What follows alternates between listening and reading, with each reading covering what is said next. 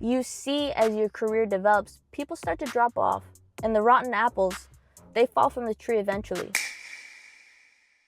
There is a difference between building a career and having a job. As young people, and I can only speak about young people because I fall into that category, we logically know what someone means when they say long-term thinking, but generally speaking, because we don't have as much life experience as someone who's 50, it's harder to see from a scope outside of what's right in front of us or what's 1 or 2 steps ahead of us. At least for me, once I started to understand what it meant to actually have a career, what long-term thinking actually is, it, 1, took a weight off my shoulders, and 2, it influences the decision-making that you make in your life. What type of career do I want? How far do I want to go with my goals? What kind of partner am I going to choose? How do I choose to navigate the relationships that I'm in that will directly affect the trajectory of my career or my path?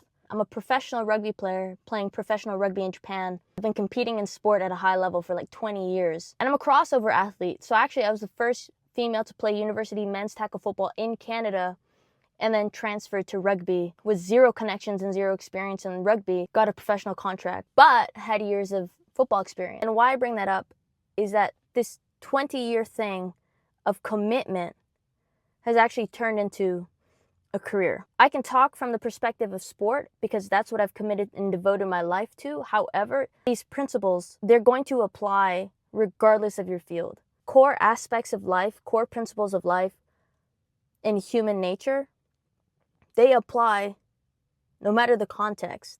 It's just different pictures. I might be in sport, somebody might be a dentist, somebody might be a businessman, because at the end of the day, it's humans dealing with humans. And if you're somebody thinking long-term, if you're somebody who's trying to build a career, you understand that there's so many things, so many aspects that need to be worked on over a long period of time. Should I focus on networking? Should I focus on skills? Should I focus on relationships? Should I focus on... There's so many things to focus on, and sometimes they can feel random, but they're not. I like to break it down into 3 pillars to help me organize how I go about decision making, and I hope it can help you. So the 3 categories that I like to break it down, I'm going to explain what I mean using the context of the athlete world because that's what I've been devoting my life to. However, this applies throughout any field. There's maintenance skills, performance skills, and then the overlapping skills. So maintenance skills are not actually things that directly contribute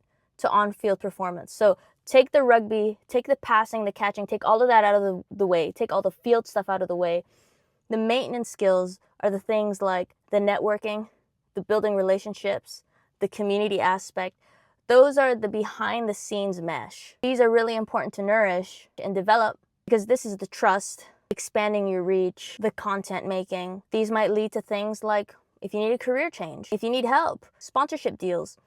These are the behind the scenes work that you do to help nourish your career.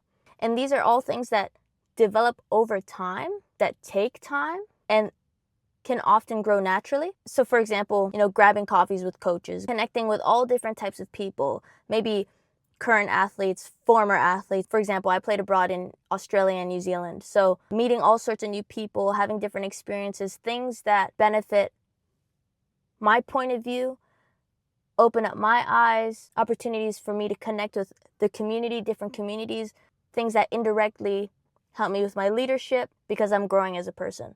So that's sort of the maintenance skills aspect of building a career. The second aspect is the actual performance. That is the on-field performance. How do you perform? So in the context of sport, tackling skills, catch-pass skills, footwork skills, fitness, all of that. Those are skills that to work on that directly impact what happens. That's the main thing. If you're a salesperson, how many sales can you make, right? If you're an actor, can you deliver your lines? Those are the skills that I would say for athletes we spend the most time on. Third pillar is the overlapping skills. So for example, the communication and the human building relationship aspect that you learn from networking in the maintenance category, you use those things to help you benefit on-field performance. if you're having trouble on the field, if there's a skill that you need work on, if you're looking for feedback. Those social skills, how do you use that to communicate with the coach? How do you use that to communicate to your teammates, to your players? So when the next game comes around, you know what skills to focus on so that you can perform better for game day. I'm not getting too deep into the specifics. However, I think if you think of these skills as 3 different categories, or you're able to organize what you need to do and what it takes to actually build a career, it will influence how you view the decisions you make and how you actually move.